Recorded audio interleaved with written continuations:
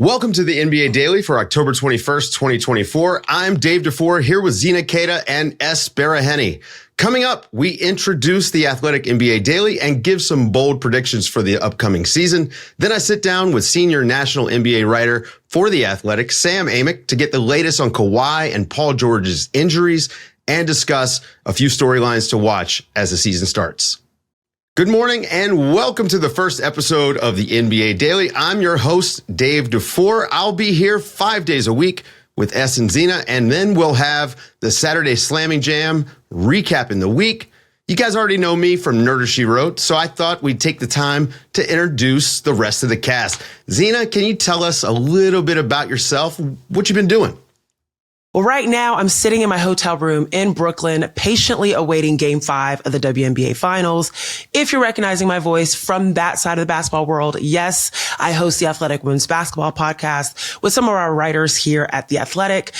From a basketball NBA standpoint, I've been covering the Santa Cruz Warriors and the Golden State Warriors and looking at the NBA from the Steph Curry point of view, but now widening my range. Very excited to be a part of the NBA Daily to talk about all the teams in the landscape and be a part of the conversation. There are a lot of people that tell you I watch the NBA through a Steph Curry colored lens. So, welcome. Glad to have you.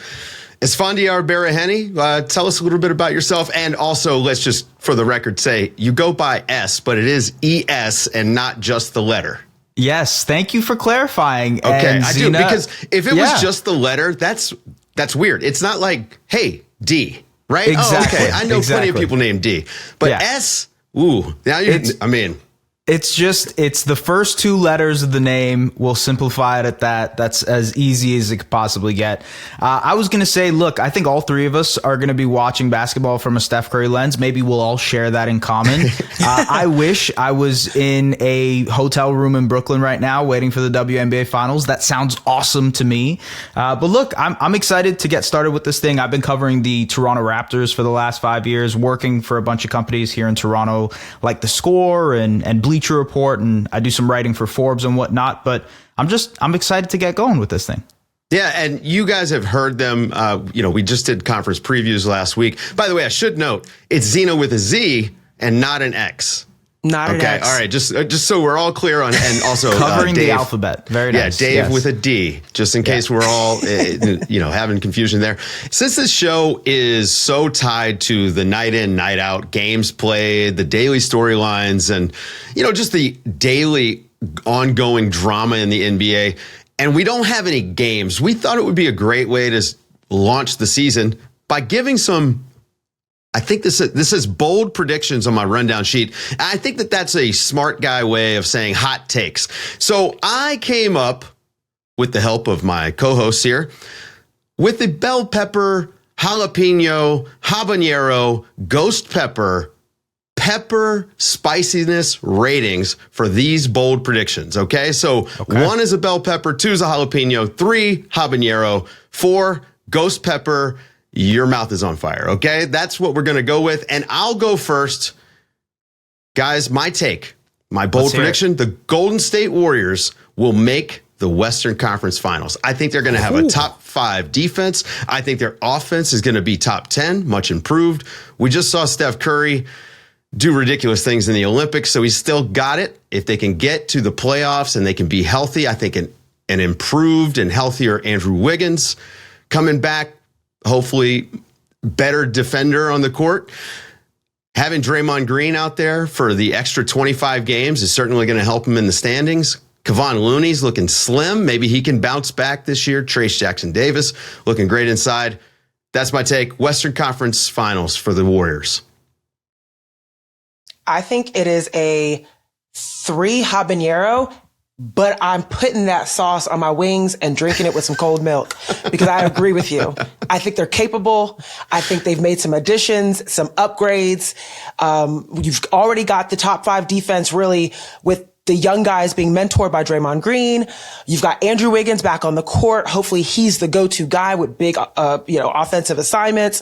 I'm drinking that. I'm with that. Wait, it's hot take, but I like it. You don't actually do milk, do you? With hot sauce? sauce? Aren't you supposed to? I mean, No, I don't know. if it's over the top, you can't handle it type hot, then you get into. Yeah, I would never.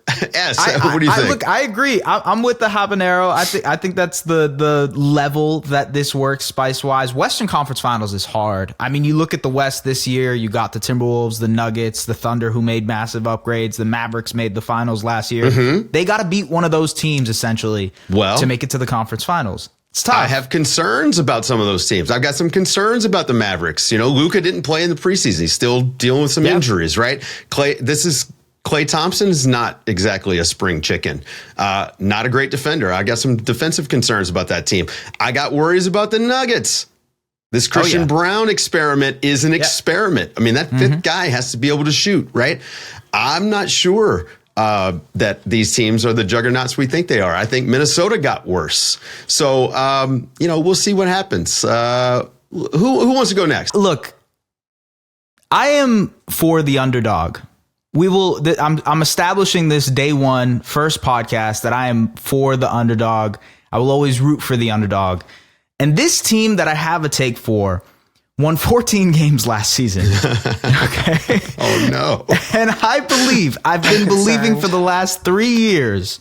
I believe based on the fact that they are the least incentivized team in the Eastern Conference to tank out of the tanking teams, that the Detroit Pistons will make the play-in. Top 10, but just 10th. Okay. I don't think they could get any higher than that, but that is my take. Pistons my play-in Pistons. How do we feel? Zena, go ahead. Go ahead, Zena. I might be thinking red bell pepper on that one. Oh, really? I think that the Pistons had a lot of talent that was underutilized or misutilized last year, particularly Jaden Ivey. And of course, Cade Cunningham hasn't had the people around him to be able to help him go off. And they add Tobias Harris in the mix. I love Asor Thompson. I think he's so athletic and dynamic for the Detroit Pistons. I feel like they actually got some pieces, and you get a new coach in there. I don't know. I actually see this happening, and I want to dip this in my hummus. I like a red bell pepper on that one. You have a lot of dips and things. That's really awesome. Into dipping. Yeah. I think that I'll go jalapeno. I mean, it's not hot. I understand, like, there's no motivation for them to be bad. I just think that they might not be able to help themselves. Tobias Harris is a huge upgrade for them, right? Like a reliable guy who's going to score points. If you're guessing that Cade Cunningham is going to be much better, then I'm guessing. Yeah. See, and I'm guessing not. I don't know. Maybe it's a habanero for me. I'm not in on the Pistons. I do think the coaching upgrade will matter. I think that this year, I don't see it happening. So look, basically my idea for this is that Brooklyn and Washington have no incentive to try and win this year. Of course. They already know, right? Mm-hmm. Charlotte has a lottery protected pick. While they probably will be good enough to make the play-in, I think they might choose the other way. The Toronto Raptors are already making it out to Rutgers and St. John's to go watch Dylan Harper and Ace Bailey. I have a hint that they know which way they want to go. So the Pistons will just fall into that 10th spot. And hopefully with those improvements that you guys mentioned, JB Bickerstaff, Tobias Harris, more shooting for Cade Cunningham to live around. I think it makes sense. Pistons play-in. Well, we'll see. Okay, Zena, what's your bold prediction? Now I'm nervous. All right. My bold prediction is that someone's going to make history, and they're going to beat a record by one of the greats. I think that this year, Luka Doncic is going to beat Kobe's single game scoring record. Wow. Yes. Can I ask you a question? Just follow up. Sure. You didn't even let me explain, but go ahead. Let's go in. I just want you're saying Kobe's 81. Mm-hmm. Yeah. Why isn't it Wilt's 100? Because you don't believe that could be broken. I don't think that. I think that's concretized. I think that is. Or you just don't think it happened. Or you're in that conspiracy theory. No, I'm not like a moon landing conspiracist. I feel like every year that we find baseball footage from like 1895, I believe less and less that Wilt Chamberlain scored 100 points in a game. I'm just going to say that. Okay, please, Zena, continue. I just needed to find out why. Okay. All right. So just doing a little bit of research. Number one, let's talk about the game that Luka had last year against the Hawks, in which he scored 73. Of all the games that NBA players scored 70 or more points, going all the way back to Elgin Baylor, who scored 71 points, first player to do that, 1960. The field goal attempted, Luka had the least. He had 33 attempted field goals, and that is what helped him get to 73. And then he had 16 attempted free throws, of which he made 15. All right. That helped him get to that number. Everyone else was in the 60s, the 40s, etc. Imagine this. I'm going to set the scenario up. It's middle of the season. Kyrie and Luka are the only scoring guards playing. Clay has to sit a night. There's no more Josh Green. There's no more Tim Hardaway Jr. And Kyrie and Luka just have to cook to get the win. And they're playing with their bigs. Yes, it's PJ. Yes, it's Derek. Yes, it's Gafford. But it's those two that have to be the ones putting up numbers. I can see easily a night in which Luka has to put up 30 to 40, maybe 45 shots, gets to the line, 82. I can see it. I don't think it's a hard thing to imagine. I agree with the statistical aspect of this, but I think the one thing I would keep in mind, I was watching on that fateful night Kobe Bryant scored 81 points because it was against the Toronto Raptors. And there were a couple things from that game that is very interesting. One, they just refused to double team Kobe at all times. They just didn't double team him ever. That also happened with Luka against Atlanta. They just didn't send help ever, right? So it has to be a team that is so, I guess, stubborn and unwilling to double a guy like that. And two, it has to be a competitive game because that Raptors-Lakers game, if you go back and watch it, was pretty competitive. And so it forced Kobe to drop 81. It has to be against a pretty decent opponent. You know what I mean? Guess what? There are several opponents in this mix that we could think about. The Hawks, that game was 148 to 143. Yeah. Competitive, right? Yeah. It was a regular season game in January. I can see this happening against the Kings. I can see this happening against the Indiana Pacers. I can see this happening against the Hawks. This where it is competitive, where it's going bucket for bucket, defense be damned. I can absolutely see this happening. You know, the Kings are Pacers West in a lot of ways, but this year's Mavs remind me so much of the Pacers because of how much they're going to be able to score, right? The shooting is going to be there. And my concerns with them is on the defensive end. You know, I think that they traded some defense to improve the shooting. I'm going to say that this is a habanero because that is so many points, and he just scored 73. Like, I mean, this is most guys don't score 70 ever. I'll give it a jalapeno, honestly. I think it's more likely than what Dave is saying here because I think inevitably someone's going to beat that 81. If there's anybody that can, it's Luka. One thing I'll add to close it out.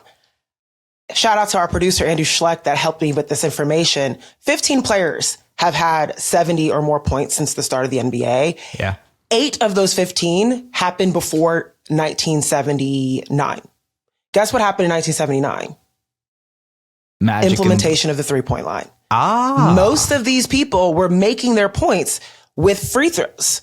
And also, right? And so when you think about, you've got the addition of the 3-point line, you've got, you know, if you have opinions on the referees in the NBA, particularly in the middle of the season, they might allow Luka to get to the line more than 20 times. I can see this happening. So that's my hot take. Oh, excuse me. Bold prediction. All right, that's going to do it for bold predictions. Coming up, I talked to Sam Amick about all the news and notes to start the season. As we start the 2024-2025 season, there's a wave of uncertainty around the league. We have a ton of injuries. We got questions about contract extensions, and maybe we have a superstar being traded. So I reached out to our senior national NBA writer, Sam Amick, to catch us up. Sam, how was the preseason? Dave, what's good, sir? Preseason was good. I enjoyed Southern California, which you know well. I saw you and I got to connect and have a little really dinner nice out there. dinner. Absolutely. Yeah. The Bucks were down in UC Irvine. Went to Lakers and Clippers Media Day. Jumped over to Vegas for Mavericks training camp. So those were the preseason highlights. You know, caught some NorCal NBA basketball, and before you know it, the regular season is here. Yeah. Well, speaking of, last week we got what felt like a wave of injury news. I want to start with that because it is affecting the beginning of the season. And let's start with the news that's a little bit of old news. Kawhi Leonard, we got confirmation from the Clippers. He's not going to begin the season playing. He hasn't practiced with the team or anything in preseason. What's the latest on that? And can you give us an update? Do they expect him to play like before Christmas? I mean, their stock answer, obviously, organizationally, is that there's no timeline. That's what they've said going back to their training camp in Hawaii. That's what they continue to say throughout the preseason. Now, certainly, the idea that it is now crystal clear that he won't be available at the beginning of the regular season is noteworthy. Christmas, to me, and this is me talking, that feels, far out in terms of the idea that it would, be surprising not to see him.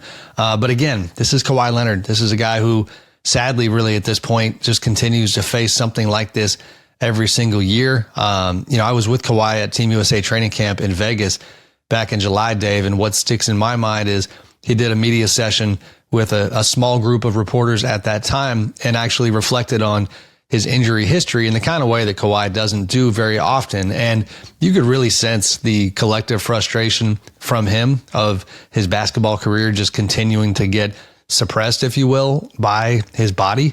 He even talked about how a silver lining is that he has inspired a lot of young athletes that he's been in touch with to keep going and not give up, which is great, which is phenomenal, but that is not the vision that Kawhi or the Clippers had for this relationship. Yeah, I mean, he did just sign that 3-year, $153 million extension that just kicked in. So I'm guessing that they would like for him to be healthy and be able to play. And I don't know. This is year 8 of this for Kawhi, and I start thinking, wow, he's going to be 34 this year. How much longer do you want to put your body through this? Right. So hopefully he can figure that out and get healthy. Paul George suffered a hyperextension of his left knee last week in a preseason game. We get the MRI results. Says he's got a bone bruise. What's the latest on Paul George? And if you can, tack on Joel Embiid, who's also not going to be available for opening night. Yeah, I mean, a tricky start for these Sixers. They win the offseason, in my opinion, by going out and getting Paul George and giving Joel Embiid a fantastic co-star. And we know that the big fella is always going to be up against it from a health standpoint, but this PG hyperextension was unfortunate, just a regular old basketball play, kind of guarding in the lane, and just the leg kind of went out from under him. And now a question mark is following him as well. It doesn't seem to be all that serious, but as you know, a bone bruise can linger for a while. So we'll see, his availability at the start of the season. For me, Dave, the backdrop here, at least in the East, is like, Boston comes in as the heavy favorite already. They are, they've got Porzingis stuff to monitor in terms of health, but by and large, they're in a good spot. This first 2, 3, 4 weeks, I think is big because teams like the Sixers, they know they can't wait too long to keep up in this race. Yeah, banking wins early on is going to be super important because by the time we get to midseason and the playoff picture starts to clear up a little bit and teams start making their decisions on, okay, we're going to fall into the lottery or we're going to chase the play-in, you want to have those wins. You want to kind of know where you're going to be come playoff time. Speaking of another team that we expect to be at the top of their conference, the Oklahoma City Thunder, Isaiah Hartenstein, huge addition this summer. Suffered a broken wrist, so he's going to be out. Who knows? Maybe 6 weeks. What's the latest there? And luckily for them, they didn't have him last season. They kind of have this rotation figured out. They are a little banged up elsewise, but what's the latest on Hartenstein? Yeah, tough blow. Like you said, I mean, they've won plenty of games without him last year. It's a little bit kind of a lower level version of the PG disappointment where you have just a fantastic dynamic new addition that you were looking forward to seeing within your group. And now you're not going to be there. But OKC, I think they're going to rack up a lot of wins as long as Isaiah is good for mid-regular season, late regular season, and the playoffs. I think that's fine. I mean, again, I talked about Philly winning this summer. OKC was right there. The Alex Caruso move. And by the way, and Kevin O'Connor tweeted this the other day, like, my goodness, the idea that maybe the Clippers fall off the edge and that pick that went to OKC in the PG Kawhi trade so many years ago could give them a shot at Cooper Flag. As far as the Thunder go, like, it's just the rich get richer, at least for now. But OKC's in a good spot. They're going to be just fine, I think, without Isaiah, and just have to be patient, but and wait for him to come back. Well, we have the extension deadline tonight. De'Aaron Fox decided that he's not going to sign an extension and that he's going to go, through the season hoping for all NBA, or is there more to his decision there? Yeah, so Dave, I talked to De'Aaron on Monday afternoon after Kings practice at their facility, and I had already learned that this was not just about all NBA. It was not just about money. And in fact, in June, my colleague and buddy Anthony Slater and I had written about Fox's situation and the fact that we knew in June that he wasn't signing this thing. And more importantly, that he was going to read the room when it comes to the Kings, and he was going to try to see what he thought of their future. And he was very open when we talked. And to paraphrase, he basically said that he loves being in Sacramento and he still dreams of being there his entire career, but you don't want to be fighting to get in the playoffs every single year. He wants to truly contend. I think if I was the Kings, certainly the goal for them is to become more of a legitimate contender. What would concern me a bit is that, De'Aaron consistently highlights two of his good friends, Jason Tatum and Bam Adebayo, from his draft class as examples of guys who have already been to the finals, in Jason's case, won a championship, and they signed their extensions. They're very comfortable, committing for the long term because their programs were on the kind of a level that, frankly, the Kings haven't gotten to yet. So that is what this season means, I think, in Sacramento is, how does De'Aaron feel by the time they get to April and May? Let's move to Atlanta, where Trae Young is also up for a contract extension. They moved DeJounte Murray. Seems like they've gotten back on the Trae Young train. And look, I like what they're doing this summer. It was a pretty fun team that they picked up. Zachary Ricochet in the draft with the number 1 pick. I like him in preseason. Jalen Johnson kind of broke out last season. I think he and Trae Young are going to be a good pairing. What's the latest on Trae Young in Atlanta? It's a little bit foxy, if that makes sense. A little parallel to the Fox situation. Sense. Yeah, and probably more residue in Atlanta, right? The Fox thing has been positive all the way through.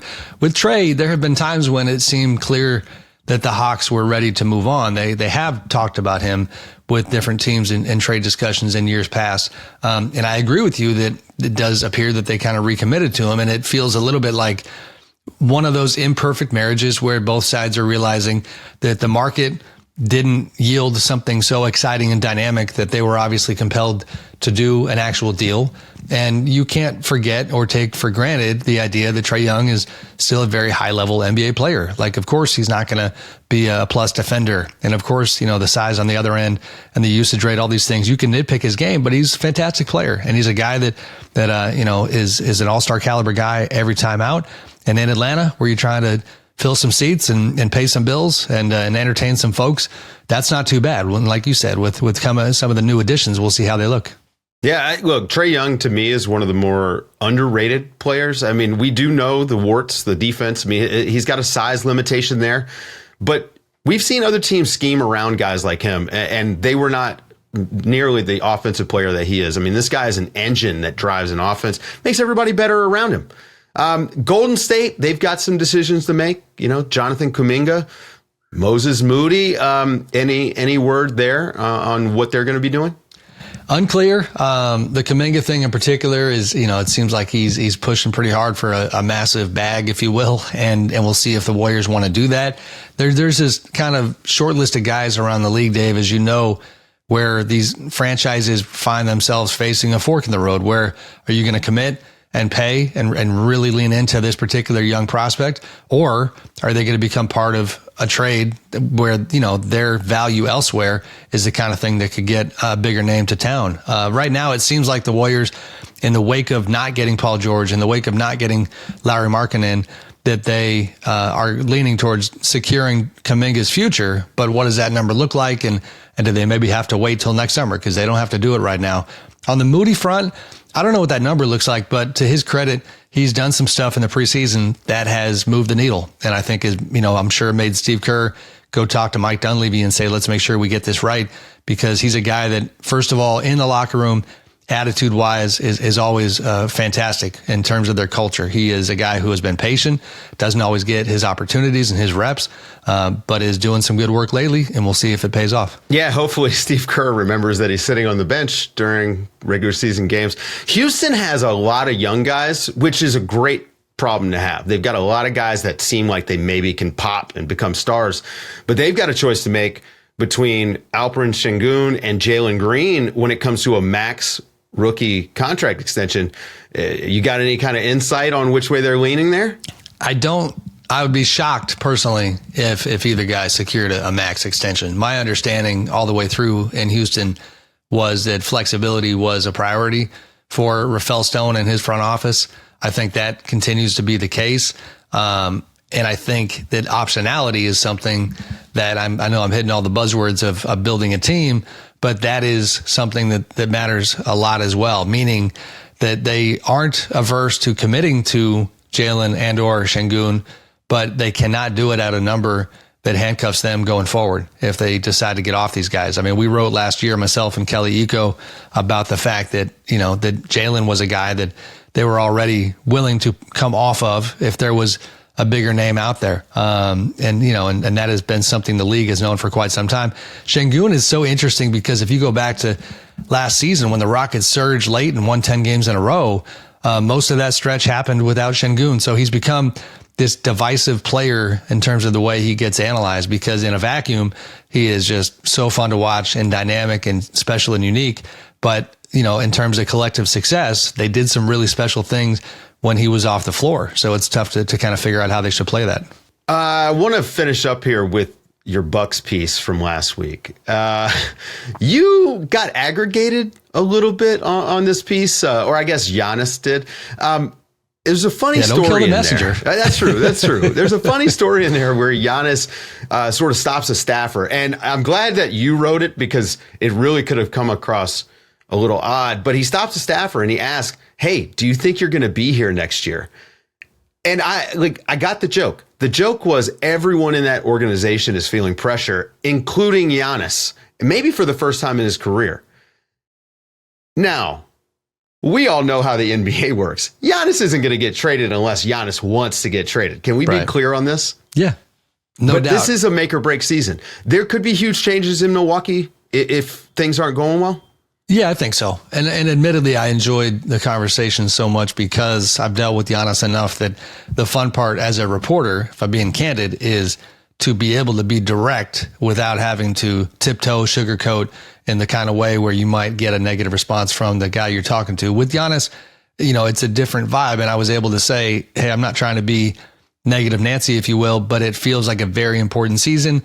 And I do find myself wondering, what might it look like if it doesn't go well? And even more specifically, I did share with him that the root of my line of questioning was I had talked to some other teams that were very, kind of candidly hoping the Bucks would fall apart this year because, like you alluded to, maybe Giannis does raise his hand and say, I'm ready for a new challenge somewhere else. Maybe Damian Lillard is available, because he's not from anywhere close to Milwaukee. We all know he's a West Coast guy that struggled to adjust last year in Wisconsin. So Giannis, to your point, he decided to put his comedian hat on and kind of laugh so you don't cry, I guess, maybe. The guy walks by, the staff member grabs him by the shoulder. Giannis pulls him into our conversation and then does, like you said, ask him, does it go through your mind that if we don't play well this year, you might get fired? And he did land the plane in terms of his points, which I was happy about, which is just the simple fact and kind of being an adult about it. Like,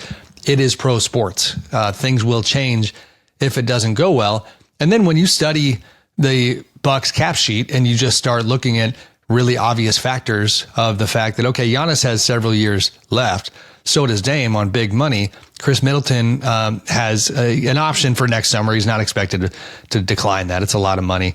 But more importantly, basketball-wise, this core, if they don't go out and do something special with Doc Rivers in his first full season in Milwaukee, then what other evidence do you need? I think John Horst and that front office is going to have to look at it, again, if it doesn't go well.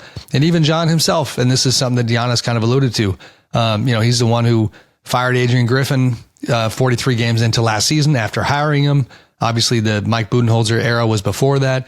bringing Doc in. So it's been a tough, I guess, 14, 16 months in Milwaukee. And on a more positive note, I loved what I heard from Giannis, Dame, and Doc about their level of confidence going into this year. They do truly believe that they could be a lot better. Yeah, you're looking at the cap sheets. I'm looking at the birth certificates, and these guys are kind of old, and that's gonna be a problem. They lack depth. I worry about point of attack defense with Damian Lillard, transition defense. Like, do they have a plan to kind of make up for some of the issues that they had last season? I'm sure they do, but Doc Rivers, he's going to get them back on defense. I know that's for sure. Sam Amick, national NBA writer for The Athletic. Thank you very much. I appreciate you emptying the notebook before we get the season started. That's going to do it for today's show, folks. Thank you guys for listening. We understand that this is a huge change to the program, and we want your feedback and your commentary. So send us an email, nbadaily@theathletic.com. Let us know what you think. Send us a mailbag question. Send us a voice memo. We'll listen to it. Maybe we'll play it on air, but we want to hear from you because we understand that, this is your podcast too. So for Es Baraheni and Zena Keita, I'm Dave DuFour, and this has been the NBA Daily. Thanks for waking up with us.